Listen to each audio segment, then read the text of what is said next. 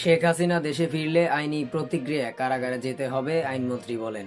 সাবেক প্রধানমন্ত্রী শেখ হাসিনা যদি ভারত থেকে বাংলাদেশে ফিরে আসেন, তাহলে তার বিরুদ্ধে চলমান আইনি প্রতিক্রিয়ার মুখোমুখি হতে হবে এবং সেই প্রতিক্রিয়ার ফল হিসেবে কারাগারে যেতে হতে পারে। এমন মন্তব্য করেছেন আইনমন্ত্রী, বিচার ও সংসদ বিষয়ক মন্ত্রী মোহাম্মদ আসাদুজ্জামান।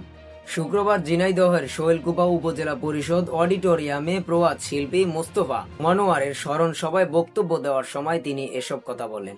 আইনমন্ত্রী জানান, শেখ হাসিনা ডিসেম্বরের মধ্যে দেশে ফিরবেন, এমনটা তিনি প্রত্যাশা করেন। তার বক্তব্য অনুযায়ী দেশে ফেরার পর শেখ হাসিনাকে আইনের আওতায় থেকেই পরবর্তী পদক্ষেপ নিতে হবে। তিনি আরো বলেন, কোনো বক্তব্যর রাজনৈতিক বা রাষ্ট্রীয় ক্ষমতা যত বড়ই হোক, আইনের কৃতজ্ঞ তার ঊর্ধ্বে। বক্তব্যে শেখ হাসিনার শাসনামল নিয়ে গুরুতর অভিযোগেও তোলেন আইনমন্ত্রী। তার দাবি, ওই সময়ে বহু মানুষ প্রাণ হারিয়েছেন এবং অনেকের শারীরিকভাবে ক্ষতিগ্রস্ত হয়েছেন। তিনি আরও অভিযোগ করেন, নির্বাচনীয় ব্যবস্থার অপব্যবহারের মাধ্যমে দেশের গণতান্ত্রিক কাঠামো ক্ষতিগ্রস্ত করা হয়েছিল।